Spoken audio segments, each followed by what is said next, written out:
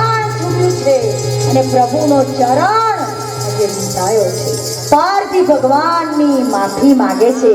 ભગવાને કંઈ કહ્યું કે જે થયું એ બધું મારી ઈચ્છાથી થયું છે, એમાં તારો કોઈ વાંક નથી. અને ભગવાને પારધીને પણ વિમાનમાં બેસીને સ્વર્ગમાં મોકલ્યો છે કે જે પૂર્વ જન્મનો વાલી હતો આ જન્મમાં પારધી બન્યો, એનો પણ પ્રભુએ ઉદ્ધાર કરી નાખ્યો છે. એમના શરણમાં બાણ ગયું, એ પારધીનું બાણ ગયું તો પણ ભગવાને એનો ઉદ્ધાર કરી નાખ્યો. તો આપણે જઈએ તો શું થાય? ભગવાનના શરણમાં જો આપણે જઈએ તો શું થાય? એ વિચાર આપણે બધાએ બેઠા બેઠા કરવાનો કે પારધીના બાણથી પણ પારધીનો ઉદ્ધાર જો પ્રભુ કરતા હોય તો આપણે એના શરણમાં જઈશું તો આપણા માટે શું નહીં કરે.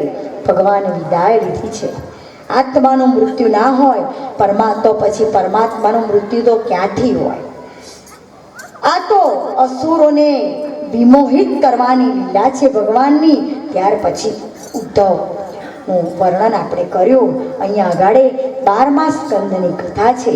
11મા સ્કંદ ને સાંભળ્યા પછી 12મો સ્કંદ એટલે કે ભગવાન સ્વધામ પધારી ગયા છે.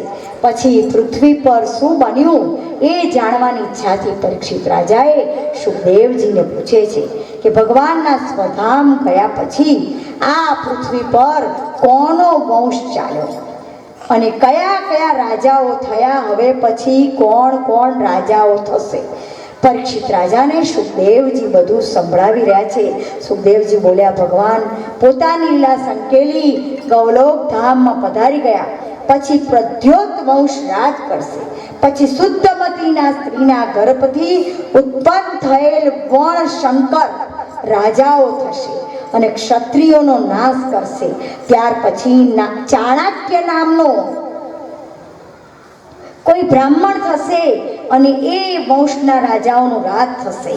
પછી મૌર્ય વંશ, શૃંગ વંશના રાજાઓ આ 350 વર્ષ સુધી રાજ કરશે અને તે કાળ વીતી ગયા પછી ભરતખંડની અંદર યવન રાજાઓનું રાજ્ય થપાશે.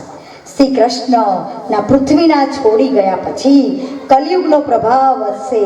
રાજાઓ પોતાની સીમા વધારવા માટે એકબીજા પર ચડાઈ કરશે. ભરતખંડમાં રાજ્યના નાના મોટા ટુકડા થશે. સુખદેવજી કલિયુગનું વર્ણન પરીક્ષિત રાજાને સંભળાવતા કહે છે કે કળિયુગમાં પૈસાવાળાની બોલબાલા હશે. પૈસાના જોરથી લોકો ન્યાય મેળવશે. ટીલા ટપકા ભગવા માળા અનેક દંભીઓ સંત રૂપે પૂજાશે. લગ્ન કાર્યમાં શાસ્ત્રીઓની જરૂર પડશે નહીં. તો વડીલો કોર્ટ કચેરીમાં લગ્ન કરાવશે, કારણ કે પરદેશમાં લગ્ન કરવાના હોય એટલે પહેલા જ અહીંયા કોર્ટની અંદર લગ્ન થઈ જાય. પછી પાછા જાય, વળી પાછા આવે ને પછી રિસેપ્શન જેવું રાખવું હોય તો. નહીં તો કહેશે કે મોટો ખર્ચો હેડો કોર્ટમાં થઈ ગયું શાંતિ. ખાઈ આવ્યા તો પેલી ઘરવાળી કે બધાને ખવડાવવું ના? હવે કંઈ નહીં, હવે ખવડાવ્યું તો કંઈ નહીં, હવે કંઈ ખવડાવવું નથી. છોકરો પરદેશથી પૈસા મોકલે ખરો પણ ખવડાવવાની વાત નહીં. આપણે કોર્ટ ના પણ એવું ના કરતા. આપણે તો બધા ના જ કરીએ અહીં બેઠેલા. અને આપણે પહેલાં જ સાંભળ્યું, નહીંતર આપણે બધા ધ્યાનકાસુર કહેવાઈશું. સાંભળજો, ખાઈને નહીં ખવડાવીએ તો આપણી છાપ ધ્યાનકાસુર પડશે. એટલે ખાવ કોઈની થાળી તો જરૂરથી એને ખવડાવજો. એ શીખજો તો ભાગવત સપ્તાહ તમારી સફળ સાંભળેલી. તો અહીંયા કહે છે ધનવાન હશે તે ખાનદાન ગણાશે અને બ્રાહ્મણોની જરૂર રહેશે નહીં. સુંદર વાળ હશે એને બધા કપાઈ કાઢશે અને નખે લાંબા વધારશે. એટલે આમાં લખ્યું છે એટલે બોલું છું બાપા, મને ના દોષ દેતા. કે છે કે લાંબા નખ ધરાવતી યુવતીઓ રૂપવતી કહેવાશે. ઉફાળ વાળ અને લાંબા નખ. પહેલા તો સુંદર વાળ હોય, વાળ જોઈને યુવકો મોહાત હતા. તારા વાળ જોઈને મને બહુ ગમે છે આ છોકરી. પણ હવે તો ટૂંકા વાળ અને લાંબા નખ. અહીંયા કળિયુગમાં ધનવાન હશે તે ખાનદાન ગણાશે. કલયુગમાં વિદ્યા, તપ, સદાચાર અને જ્ઞાન ધ્યાનમાં લેવાશે નહીં. ધર્મ, ન્યાય અને વિદ્યા સંપન્ન લોકોના પક્ષમાં રહેવાનું છોડી અને લોકો જેની પાસે બળ હશે તેના પક્ષમાં જોડાશે. પુત્ર મા બાપને પ્રેમ નહીં કરે, હળદૂત કરશે. કળિયુગમાં ગાયોની હત્યા થશે. અનાજ વનસ્પતિમાં રસકસ રહેશે નહીં. અને એટલે જ આપણા બધાના પગ ટચું પછું થઈ ગયા છે રસકસ વગર. કારણ કે પેલો જે ખેડૂતો જે ગાયના ગોબરનું ખાતર નાખતા હતા એ ગોબર મટી ગયું અને હવે બધું જે ગોબર સિવાય બધા કચરા ભેગા કરી અને જે ખાતર બનાવવામાં આવે છે એટલે એ બધો કચરો આપણી એટલે આ બધું થાય છે. સમજી ગયા ને તમારે મારે. પણ વિધવા સ્ત્રીઓ આભૂષણ ધારણ કરશે અને સૌભાગ્યવતીઓ આભૂષણ વિનાની રહેશે. કલયુગના ઘોર પ્રભાવથી લોકો સ્વાર્થી બની જશે. અતિથિનું સ્વાગત થશે નહીં. હવે ક્યાં કહેવાનું કહો? ગમે એટલી ભાગવત થાય એવા કળિયુગમાં જ કે આમાં અમે સાંભળ્યું અતિથિઓનું સ્વાગત થશે નહીં તો હવે એટલે જ અમે નથી કરતા. અમારા બધા જેવા ગાયો ના કહેતા કહેજો તમે તો એના માસીએ 7 દિવસ પરફેક્ટ ભાગવત એટલે અમે અતિથિ હું આવું તો બોલાવજો પાછું.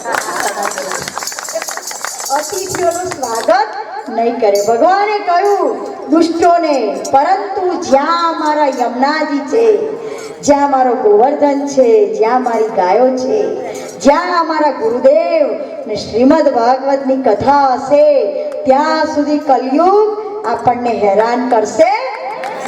આપણે આ બધાને સાથે રાખવાના. એટલે શ્રીમદ ભાગવત, ગાયો, યમુનાજી, ગોવર્ધન પર્વત એ બધું. ગોવર્ધન પર્વત એટલે જોયું ને, ગોવર્ધન પર્વત જેવો અડગ નિશ્ચય રાખવાનો પ્રભુ મારી સાથે છે ને છે તો જરૂરથી ભગવાન કે છે એવા લોકોના ત્યાં કલયુગ પ્રવેશશે નહીં. એમનું ઘર આજે પણ વૃંદાવન બનીને રહેશે અને ત્યાં ભગવાન જાતે આવશે. તો અહીંયા કહે છે ભગવાને કહ્યું કે દુષ્ટોનો નાશ કરવા માટે હું હંમેશા સાધુ સંતોની રક્ષા કરીશ. એટલે આપણે બનવાની જરૂર છે. શું બનવાનું? સાચા સાધુ સંત. ભગવાન રક્ષા કરવાનો જ છે બોલ્યો છે તો પછી શેના માટે ગભરાવાનું? સાચું જ કરવાનું અને સત્ય જ બોલવાનું. મતિ શેની આપણી બગડે ના બગડે. કળિયુગ જ્યારે આપણને અડે, કોકનું જોઈ અને પહેરવાનું મન થઈ જાય, મોટા મોટા દાગીના પેલા કે મારા છોકરાને લગ્ન છે ને આ લોકો પાસે બહુ હોય મોટા મોટા તો પાડોશી હોય કે મને આપજો ને એક દાડો પહેરવા. પણ એમની મતિ પણ શુદ્ધ મતિ હોય તો પહેરો તો વાંધો નહીં. પણ 2 નંબર્યું જો કોઈનું લાયા. અરે એક રાજાને એવો રોગ થયેલો, થોડું યાદ આવે છે. તો કોઈ વૈદ્યને બોલાયા તો કે આ રોગ એવી રીતે મટે એવો છે કે કોડીઓની ભસ્મ, કોડીઓ લાવવી પડે. કોડીઓ હવે એટલી બધી કોડીઓ તો ક્યાંથી ના આવે? પણ કોકે કીધું કે ફલાણા ભાઈ પાસે કોડીઓ છે એટલે એના ત્યાં કોડીઓ લેવા માટે ગયા. રાજાએ માણસોને મોકલ્યા અને એને કીધું કે હા હું હવે રાજા નહીં એટલે તો આપવી જ પડે ને, ચાલે જ નહીં. એટલે કીધું સારું હું આપીશ ખરો પણ તમને ગણી ગણીને આપીશ. એટલે પેલો 1 2 અલા કે આમ ગણશો તો આટલી બધી કોડીઓ લેવાની ક્યારે પાર આવે? કેમ ગણો છો? એમને ઢગલો આપી દો કે ના મારે આમાં જોવું છે કે એકાદ કોડી કઈ ન એવી આવી પરસેવા વગરની કા બધી કોડીઓ ખેંચી જાય છે. સમજ્યા ને? બધી કોડીઓ જતી રહી. એકાદ જો ખરાબ આવી જાય ને તમારી પાસે 2 નંબરીઓ તો બધું હશે, બધું જતું રહે. મહેનત વગરનું એકાદ પણ બધું ખેંચી જશે. રામ ભગતના આવા દાખલા શીરા જેવા તમને એવા ચાપખા મારે સમાજને ચાપખા મારવા માટે અને સરળ રીતે ઉતરી જાય એમને એમ કે કેમ કરતાય સમાજ સુધરે, પણ ક્યાં સુધરે? એ કે થાય થવા દે, જે થાય છે થવા દે એવું કે શું કરે? જ્યાં સંતોનું પણ ના ચાલે ત્યાં દેખતા ડોરે સહન કરવું પડે. તો આ કોળીઓની વાત આપણા માટેની છે કે એકાદ વસ્તુ પણ જો કળિયુગ વાળી આવી ગઈ આપણા ઘરમાં તો પતી ગયું, બીજા 10 ને ખેંચી જાય. તો અહીંયા કહે છે ભગવાને આપણને ચેલેન્જ આપી છે કે જેની પાસે યમુનાજી હશે, ગોવર્ધન હશે, ગુરુજી હશે, ગાયો હશે, એની રક્ષા હું હંમેશા કહીશ. તો રામ ભગત કે છડે ચોકડંકાની ચોટથી હું કહું છું, છડે ચોકડંકાની ચોટથી હું કહું છું. શ્યામ રખવાળ છે, શ્યામ રખવાળ છે, રામ રખવાળ છે, શ્યામ રખવાળ છે. છડે ચોકડંકાની ચોટથી હું કહું છું, છડે ચોકડંકાની ચોટથી હું કહું છું. રામ રખવાળ છે, શ્યામ રખવાળ છે, શ્યામ રખવાળ છે, શ્યામ રખવાળ છે. નવની ઠક્કરને બોલાવજો ભગવત સપ્તાહ કરવા. મિનિટે મિનિટે તાલીમ પડાવશો તમે. ચલો બેનો આટલી વાત જોઈએ તમારે પાડો નહીં તો તમારા ભક્ત સમાજના મહાન માણસ છે હો, પણ તાલીમ પડાવવામાં હોશિયાર છે. મને નથી આવડતું.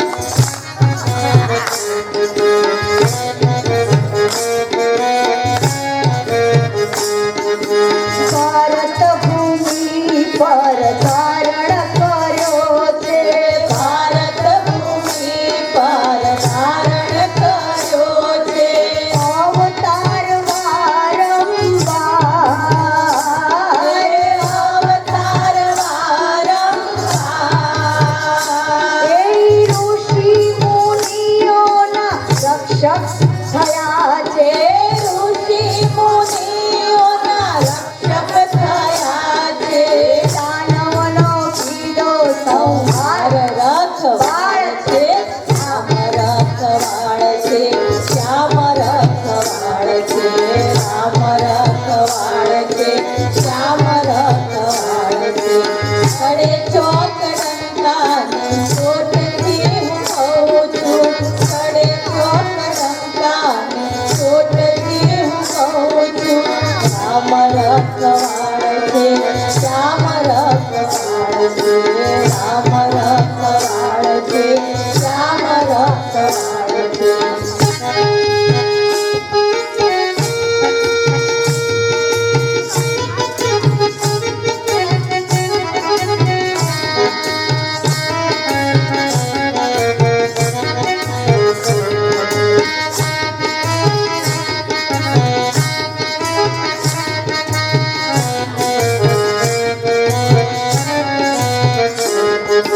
મોટા મોટા પાડની ગુફામાં, મોટા મોટા પાડની ગુફામાં બેસી એ કરતા તપસ્વી જ્યાં, એ ધરતા તપસ્વી જ્યાં.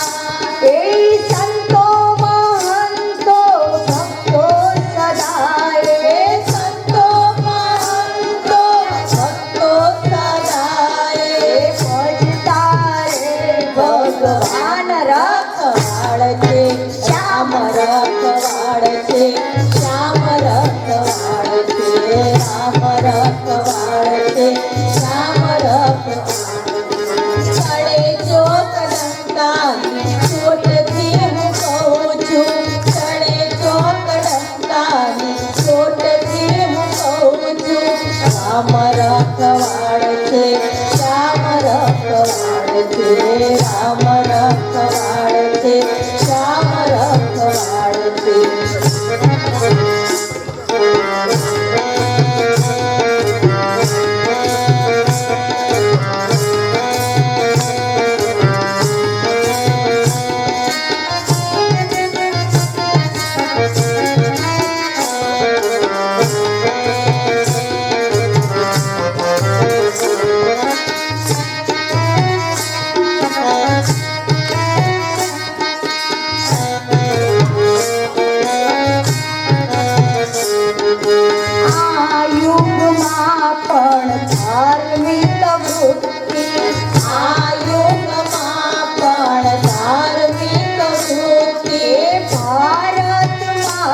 ભરપૂર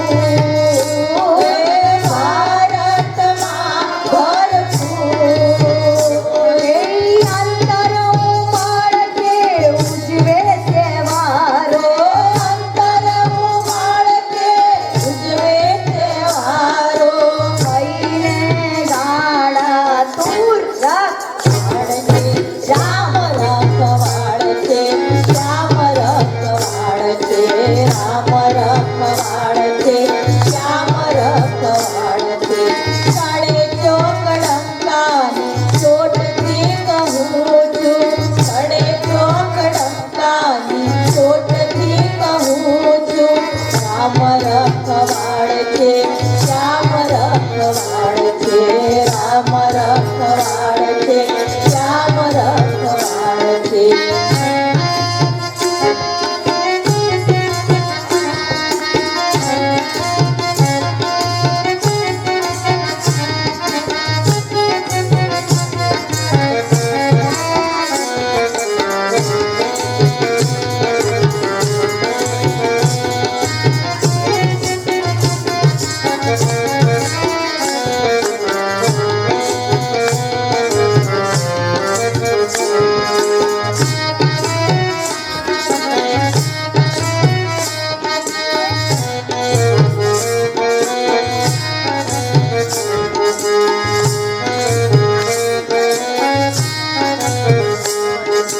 પુનીત થાવા સ્વાર્થ ત્યજેતો પુનીત થાવા સ્વાર્થ ત્યજેતો સદેહ સ્વર્ગ દેખા હે સદેહ સ્વર્ગ દેખા એ રામ ભક્ત સંપલ જ્યાં જ્યાં હોય ત્યાં રામ ભક્ત સંપલ જ્યાં જ્યાં હોય ત્યાં આનંદ મંગલ કે ભાય રખવાડ છે રામ રખવાડ છે શ્યામ રખવાડ છે રામ રખવાડ છે શ્યામ રખવાડ છે સડે ચોકડંકાની ચોટથી કહું છું સડે ચોકડંકાની ચોટથી કહું છું રામ રખવાડ છે શ્યામ રખવાડ છે રામ રખવાડ છે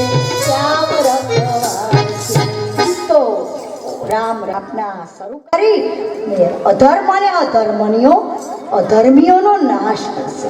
પરીક્ષિત રાજા સુખદેવજીને કલિયુગના દોષો કઈ રીતે દૂર થાય તે પૂછે છે. સુખદેવજી કહે છે કે ધર્મના 4 અંગ છે: સત્ય, દયા, દાન અને તપ. આ ધર્મના 4 અંગ છે. એમાંથી જો એક પણ અપનાવશો ને તો પ્રભુ તમારી પાસે આવશે. કયા કયા? સત્ય, દયા, દાન અને તપ. સમજી ગયા ને? આમાંથી એક પણ તમારી પાસે હશે તો ભગવાન તમને 4 જરૂરી છે હોવા.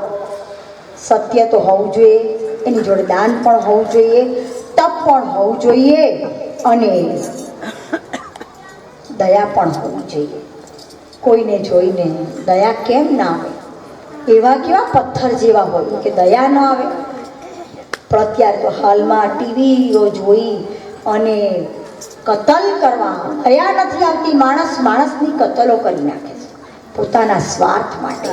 પણ જેની પાસે આ 4 વસ્તુ છે એને ભગવાન સહેલાઈથી મળી શકશે. અને કહે છે કલયુગમાં અધર્મીની વૃદ્ધિ થઈ, હિંસા, અસંતોષ અને અસત્યનો પ્રભાવ વધશે. જે અધર્મી હશે તો પછી બધાને એમ થાય કે અમે એવું જ ના કરીએ, અમારો પ્રભાવ વધે. અધર્મને અપનાવીએ, અસત્યને અપનાવીએ, જો એમનો જ પ્રભાવ વધવાનો હોય તો અમે પણ અમારા આચરણમાં એવું ના મૂકીએ. ના, એ બધું થોડાક માટે જ છે, કાયમ માટે. 4 વસ્તુ હશે તો એ તમારી પાસે કાયમ માટે રહેશે. પણ એમાંથી એક પણ વસ્તુ નહીં હોય, અસત્ય હશે અને અધર્મ હશે તો ક્યારેય અસંતોષ, બીજો ગમે એટલું મળવા છતાંય સંતોષ ના થાય. તો અસંતોષ એ હશે તો ક્યારેય આપણને શાંતિ નહીં પડે. થોડા ક્ષણોની શાંતિ છે. અહીંયા સુખદેવજી પરીક્ષિતને સમજાવે છે કે દુરાચારી લોકો નિર્દય અને સંસ્કારહીન બની જશે કલિયુગમાં લોકો. પરંતુ હે રાજા, કલિયુગમાં હરિનામ સ્મરણનો અત્યંત પ્રભાવ છે. માત્ર શ્રી કૃષ્ણનું નામ લેવાથી પાપોમાંથી મુક્તિ મળે છે. નામ સ્મરણ એ જીવ મોક્ષનો અધિકારી બને છે. અન્ય યુગોમાં મુક્તિ આટલી સહેલાઈથી નથી મળતી. ત્રેતાયુગમાં, દ્વાપર યુગમાં, પણ કળિયુગની અંદર કે છે કે નામ સ્મરણ એક એવું છે કે જેનાથી આપણને સહેલાઈથી મુક્તિ મળી છે. બીજું કંઈ નહીં કરો તો ચાલે. આપણે આગળથી જોતા આવ્યા કે નામ સ્મરણનો એટલો બધો પ્રભાવ છે કે નામ સ્મરણનો ઈલાજ એ અક્ષર ઈલાજ છે. રામ ભગત કે નામ સ્મરણનો ઈલાજ અક્ષર ઈલાજ છે. તન મનના દર્દ કેરો ડોક્ટર દાખલો, દર્દીઓ દોડતા આવે, તનમનનો ડોક્ટર એ આ છે. અને દર્દીઓ જે હશે પેલા ડોક્ટર પાસે તો જઈએ, પણ આ ડોક્ટર પાસે જઈએ છે કે નથી જતા? ભગવાન બહુ દવા કરી નથી સારું થતું, પણ હવે તું સારું કરે તો સારું ભગવાન.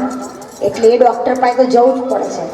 દવા ખાઈએ પણ પાછા એ ડોક્ટર પાસે તો જવું જ પડે. ખબર હોય કે આ ડોક્ટર વિના છૂટકો નથી. તન મનના દર્દ કેરો ડોક્ટર ડાકોરમાં, તન મનના દર્દ કેરો ડોક્ટર ડાકોરમાં. એ દર્દીઓ દોડતા આવે રે વાલા, દર્દીઓ દોડતા આવે રે.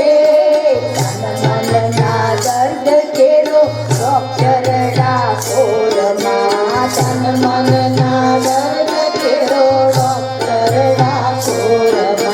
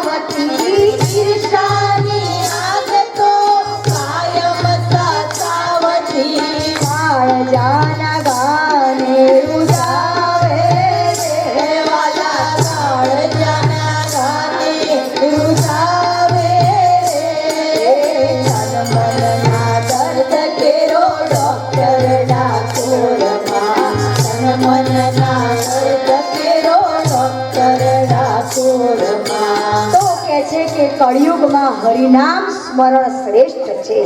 એનો પ્રભાવ છે. કૃષ્ણનું નામ લેવાથી પાપોમાંથી મુક્તિ થાય છે અને કળિયુગમાં સહેલાઈથી મુક્તિ નામ મળી જાય છે. એટલા માટે પુનિત મહારાજે કહ્યું, હરિનામ સ્મરો, હરિનામ સ્મરો, હરિનામ